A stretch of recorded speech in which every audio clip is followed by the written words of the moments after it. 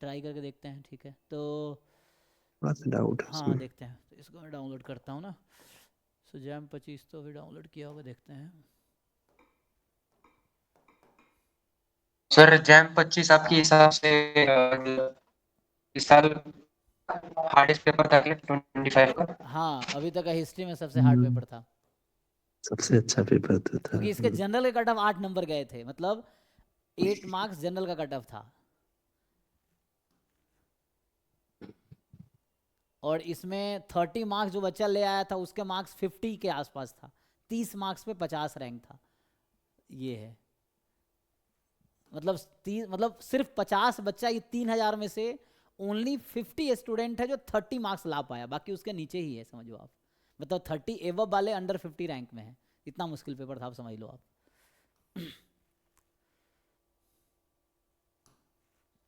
ये तो सिलेबस आ गया मुझे लग रहा है। 1 मिनट, क्वेश्चन पेपर चाहिए ना हमें तो। अरे यार, सो यहीं से मिल जाएगा। हाँ ठीक है, यहाँ ये हम हम्म, predict नहीं कर यहाँ से सकते मिल गया। पेपर इजी रहेगा कौन सा सर आसान रहेगा। नहीं, फिर से पूछिए, समझ नहीं आया। हाँ जी आयुष, क्या बोल रहे हैं, समझ नहीं आया, दोबारा पूछिए। सर हम ऐसे प्रिडिक्ट नहीं कर सकते ना कि कौन से नहीं, पेपर आसान क्योंकि ऐसा कुछ है। नहीं है कि कब आसान मुश्किल आए, ऐसा कोई प्रेडिक्ट नहीं। इवन जैसे लोग इंस्टीट्यूट को क्या करते हैं कि इस बार बॉम्बे बना रहा आसान होगा या मुश्किल होगा, ऐसा नहीं। बॉम्बे में 40 फैकल्टी हैं टोटल, 20 स्टैट्स के हैं। अब वहाँ एक कमेटी बनती है, जैसे मान लो हम लोग भी अब यूनिवर्सिटी में हैं, पढ़ाते हैं। तो जैसे ऐसा नहीं कि हर साल मैं ही पेपर बनाऊंगा। अब वहाँ बहुत फैकल्टीज़ हैं, सबको मौका नहीं। वो कमेटी बनती है, कमेटी में कौन प्रोफेसर जा रहे हैं उन पर डिपेंड करता है कैसा पेपर बनेगा। ये चीज़ ना, एक ही डिपार्टमेंट में 4 अलग अलग फैकल्टीज़ हैं सेम सब्जेक्ट के। अब सबका अलग अलग अप्रोच है, अलग अलग लेवल है, अलग अलग अंडरस्टैंडिंग है। तो ऐसा नहीं कह सकते कि ये है तो ऐसा, क्योंकि वो कमेटी बनती है डिपार्टमेंट, दिन वो पेपर बनाते हैं उस तरह से। और सर वो सब क्वेश्चन, बहुत सारे क्वेश्चन लिख के दे देते होंगे, उस बाद में चूज होता होगा, हाँ ऐसा हाँ, होता होगा नहीं ना? उनमें सेट बनता है। जैसे ना क्या कमेटी बनती है, हम्म, तो जैसे 3-4 कमेटी बनी एग्जाम्पल के लिए। अब 3-4 सेट बने। अब आपको नहीं पता आपका सेट आएगा कि नहीं आएगा एग्जाम में। ये है, इवन यूनिवर्सिटी में हम्म, ऐसा होता है, जो हम सेमेस्टर एग्जाम हम लोग का होता है वहाँ भी ऐसा ही है। कई सेट बनते हैं अलग अलग, अच्छा। है ना, लोगों का काम दिया जाता है। अब यू डोंट नो कि आपका पेपर आएगा कि नहीं आएगा, क्योंकि वो एक पेपर नहीं जा रहा, वो कई कमिटीज़ बनी हैं। उनका पेपर आएगा, देन बाद में कोई पेपर दिया जाएगा, तो यू डोंट नो कि आपका पेपर आएगा नहीं आएगा, ये है। सो वैसा है, तो डिफरेंट कमिटीज़ बनती हैं। अच्छा, 60-60 क्वेश्चन का 3-4 सेट हाँ होगा। वैसा सेट होगा, फिर वो बाद में सेलेक्ट होगा कौन सा आएगा, वो ऐसा है।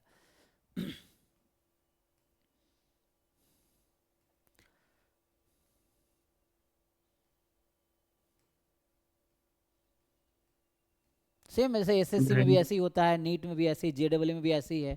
इन सब में भी ऐसे ही होता है, सारे एग्जाम में जो गवर्नमेंट एग्जाम जनरली होते हैं उन सब में ऐसे ही है। एसएस वगैरह में तो नहीं हो पाएगा, बहुत लेंदी हो जाएगा फिर तो। पता नहीं, तो वहाँ भी बनता होगा, आपको नहीं पता, वहाँ भी क्योंकि पैसे मिलते हैं ना पेपर बनाने के। लेंदी होता होगा, लेकिन उसमें क्या है, जैसे प्रोफेसर को पैसे दिए गए उनको, जो एक बना रहा है तो एक बंदा तो एक ही बनाएगा ना, एक ग्रुप ऑफ पीपल तो एक ही बनाएगा, दूसरे ग्रुप पीपल दूसरा बनाएंगे, वैसा है, तो वहाँ भी ऐसे ही होता होगा।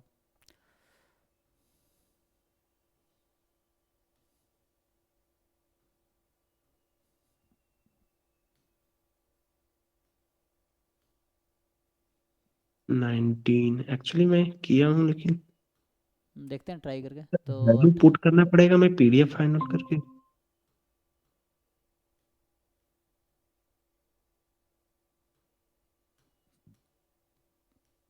20 पे आ 19 गए। पेज। हाँ ये रहा ना।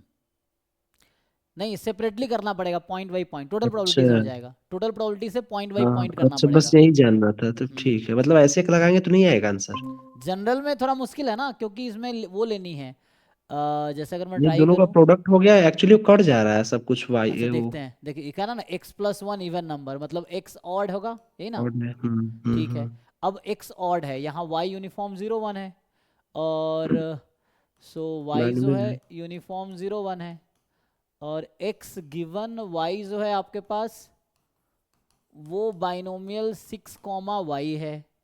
ठीक। हम्म, तो जैसे मुझे ये जानना है कि व्हाट इज प्रोबेबिलिटी x बराबर 1। अच्छा, बाइनोमियल का सपोर्ट तो लिमिटेड है, तो x की वैल्यू 0 0 से 6। से लेके 6 तक जाएगी, कंडीशनल में भी हम्म, और बिना कंडीशन में भी। ये है, क्योंकि यहाँ मेन तो x ही है। तो x बराबर 1 अगर चाहिए तो ये ऐसा होगा। अच्छा, वो डिपेंड, टोटल प्रोबेबिलिटी लगानी है, लेकिन ये y पे जैसे डिपेंड मैं कर। ऐसे कर रहा था, इन दोनों का प्रोडक्ट कर दिया तो जॉइंट प्रोबेबिलिटी निकल गई एक्स वाई का। नहीं नहीं, उतना करने की जरूरत नहीं है। जैसे देखिए यहाँ से ऐसे कीजिए, हम्म, x गिवन y, फिर x वैल्यू 3 पुट कर करके होगा फिर। dy, और यहाँ y चूंकि कॉन्टिन्यूअस है तो इंटीग्रेशन हम्म, करना पड़ेगा। ये गामा अरे बीटा बन जा रहा है फिर।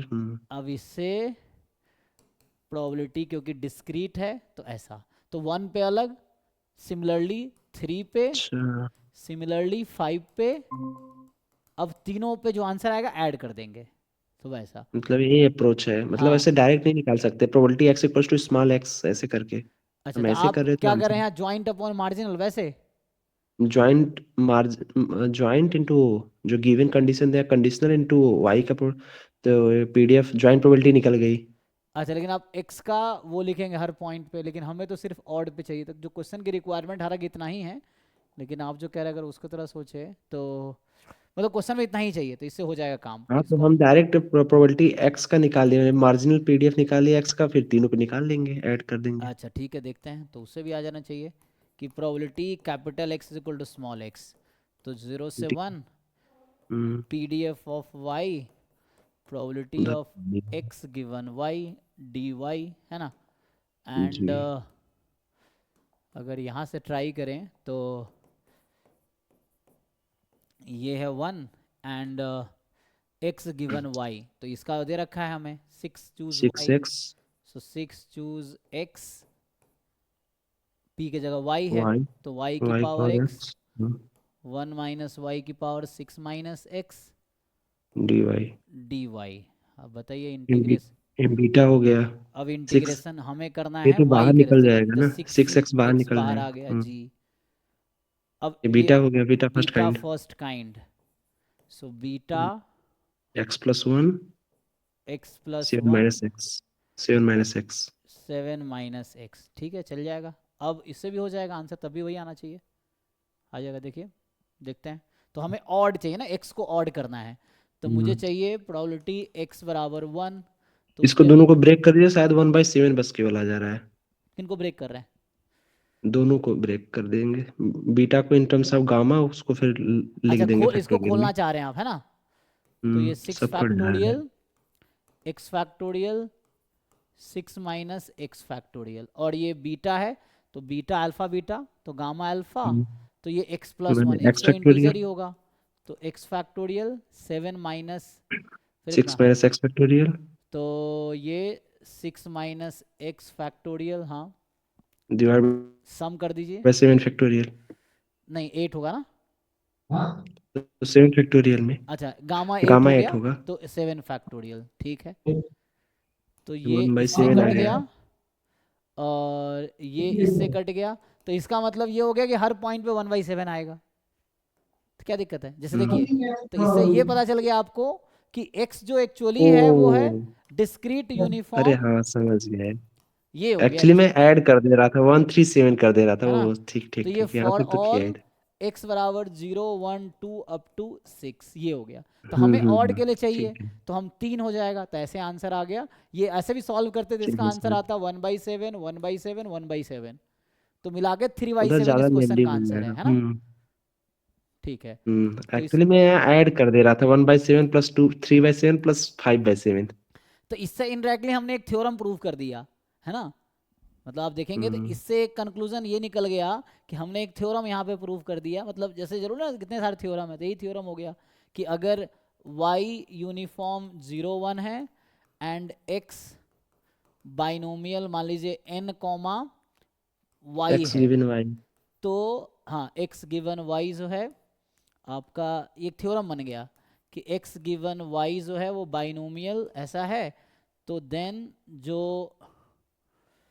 x आएगा वो यूनिफॉर्म आएगा 0 1 2 अप टू n, ये हो गया। तो ये प्रूफ, ये एक थ्योरम बन गया। वही जरूर नहीं सारा थ्योरम याद हो, तो जिनको अब ये याद रहेगा तो वो यूं एक बार सीधा टिक कर देगा, नहीं तो हमने चूंकि अब मैंने प्रूफ किया तो मुझे रियलाइज हुआ कि अच्छा ऐसा हो गया। तो ये सिर्फ 6 यहाँ कोई स्पेशल नहीं है, 7 होता तब भी ऐसे ही होता, 8 होता तब भी ऐसे ही होता, तो कोई भी नेचुरल नंबर आप n ले लो उसके लिए यही रहेगा, ये चीज़ है। तो it will work for all n, तो ये एक थ्योरम हो गया, तो उसका प्रूफ यहाँ पे है रफली। ठीक है, सही है, तो तो इसका आंसर 16 3/7 आ गया। सर ये वाला क्वेश्चन फिर से एक बार एक्सप्लेन करेंगे क्या? वो नेटवर्क इशू था, सुना नहीं था ठीक देखो से। ध्यान से देखिए, ध्यान से, कुछ नहीं, टोटल प्रोबेबिलिटी लगाया और कुछ नहीं है। टोटल प्रोबेबिलिटी, या जैसे आप जानते होंगे ये टोटल प्रोबेबिलिटी है, probability of EI into A given EI। अब यहाँ समेसन इसलिए नहीं कर रहे हैं क्योंकि y कॉन्टिन्यूस है, डिस्क्रीट होता y तो हम समेसन करते, y कॉन्टिन्यूस है इसलिए इंटीग्रेशन कर रहे थे, है ये टोटल प्रोबेबिलिटी ही, ये है थ्योरम ऑफ टोटल प्रोबेबिलिटी। अब देखेंगे तो इस तरह से है। So probability of A is equal to हाँ, प्रोबेबिलिटी ऑफ ए integration। बराबर summation probability of EI into A given EI होता है ना। तो वहाँ पे हाँ करेक्ट इवेंट करेक्ट। होते हैं, अब इवेंट की जगह यहाँ पे PDF है, और ए गिवन EI, ए तो यही है, तो ए गिवन EI, अब EI जो है यहाँ कॉन्टिन्यूस है क्योंकि E जो है आपका यूनिफॉर्म 0 1 है, तो कॉन्टिन्यूस इसलिए यहाँ पे इंटीग्रेशन है इंस्टीड ऑफ समेसन। बाकी फिर उसको हमने ओपन करके सॉल्व कर लिया और कुछ नहीं है। अब ये इंटीग्रेशन सॉल्व किया तो ये इसकी PDF 1 है, इसका दे रखा है क्वेश्चन, पुट किया, ये बाहर कर दिया, तो बीटा इंटीग्रल यूज़ किया इन्होंने यहाँ पे, तो बीटा इंटीग्रल को खोला हमने तो 1/7 आ गया, तो ये हुआ।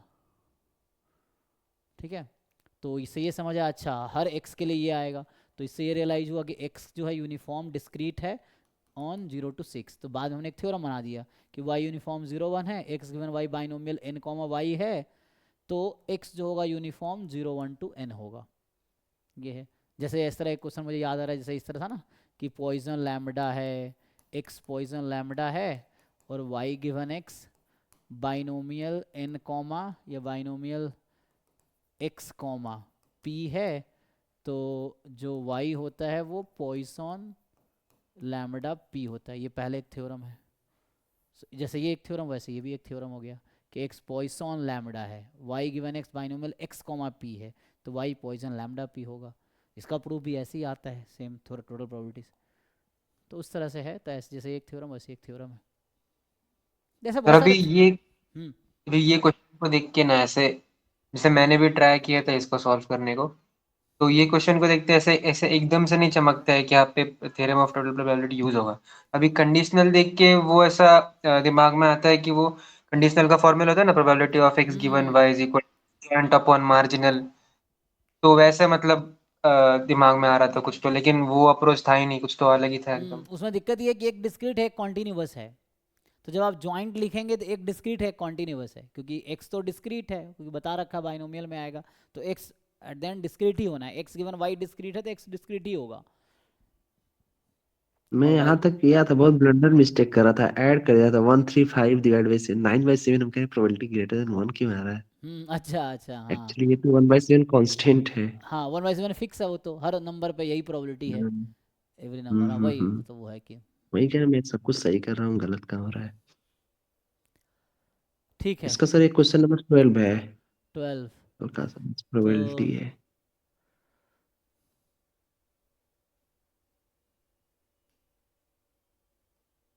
हम्म ये sir probability x order 3 equals to 4 की प्रोबेबिलिटी पूछ रखा है ना।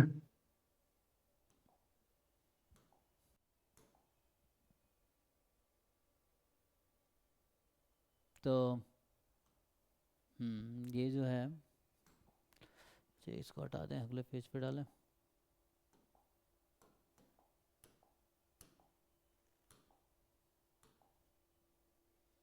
A fair die is thrown 3 times independent, die को 3 टाइम फेंका, the probability that 4 is the maximum value that appears among these throws is equal। अच्छा, 4 is the maximum value ना, that appears among these throws, तो इसमें क्या पूछना चाह रहे हैं आप, क्या कहना चाह रहे हैं? Probability x order 3 equals to 4। जी कितनी बार 3 टाइम, हाँ x3 बराबर 4, यस। तो आउटकम लिख के भी किया जा सकता है ये, नहीं चाहे तो, बाकी ऐसे PMF डायरेक्ट फॉर्मूला तो नहीं है, फिर CDF के थ्रू जाना पड़ेगा, तो लिख सकते हैं ना कितने आउटकम टोटल, तो 6 इंटू 6 इंटू 6, तो 216 ये हो गया number of element in sample space. अब number of element in event ही जो चाहिए, तो तो आप सैंपल्स पे मैनुअली काउंट कर लेंगे इसको हम, जैसे तो 4, सर हाँ इसको तो ऐसे तो फिर ऐसे कर सकते हैं, probability X order 3 less than equals to 4 minus probability X order less than equals to 3। हाँ, उससे भी कर सकते हैं। आप अगर सीडीएफ के थ्रू जाना जाए तो वो भी एक रास्ता है जो आप सोच रहे हैं फॉर्मूला लगाने का। So less than equal to 4 minus probability x3, क्योंकि x तो 1 से 6 तक होगा, तो लेस देन इक्वल टू 3 या तो लेस सर देन 4। तो इसको ऐड करके 4/6 के पावर 3 माइनस 3/6 के पावर 3 ऐसे होगा क्या ये? ऐड करके, किसको ऐड करके? इसकी प्रोबेबिलिटी क्या होगी? एक्स ऑर्डर 3 मैक्सिमम है, जो भी सीडीएफ होगा उसकी पावर n होगा, माने पावर 3 होगा। तो ये अगर वैसे माने लिखेंगे तो ये x3 क्या होता है? मैक्सिमम। हाँ ओके ओके, मैक्सिमम। तो तो फोर बाई मैक्सिमम सिक्स छोटा है, तो मतलब आप सीडीएफ लगा रहे हैं कि nth ऑर्डर स्टैटिस्टिक्स वाला, यही ना? ठीक है, तो कोई बात नहीं। C D F X less than equal to 4 इसकी पावर 3 माइनस, यहाँ भी आप यही कर रहे हैं ना, जी। X less than equal to 3 power कितने, 3 बार फेंका था ना, तो 3 है।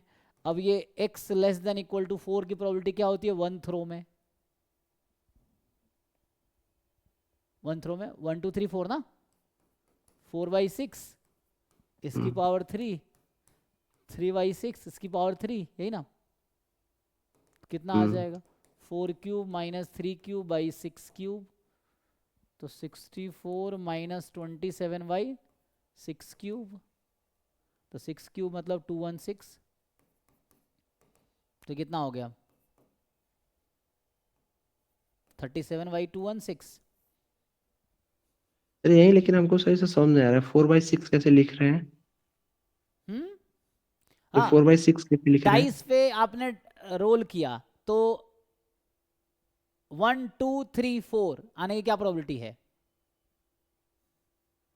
अच्छा 1 2 एटमोस्ट 3 4 हाँ। आने की क्या प्रोबेबिलिटी है डाइस पे, सिंगल ठीक डाइस ठीक पे? हाँ। तो ये इतना मतलब है में सब।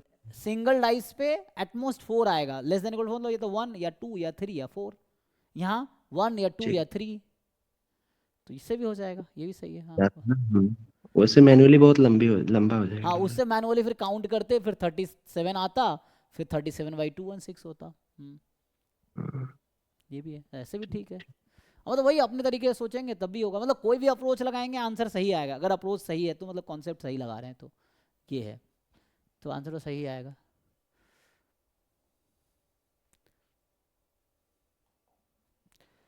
ठीक है, अच्छा है, सॉल्व कीजिए, यही सब मेन तो प्रैक्टिस के लिए है कि बाकी सही है। आप तो आईएएस, मतलब आपका तो गेट ऑलरेडी पिछले बार 55 रैंक था ना आपका, तो 55 से ना?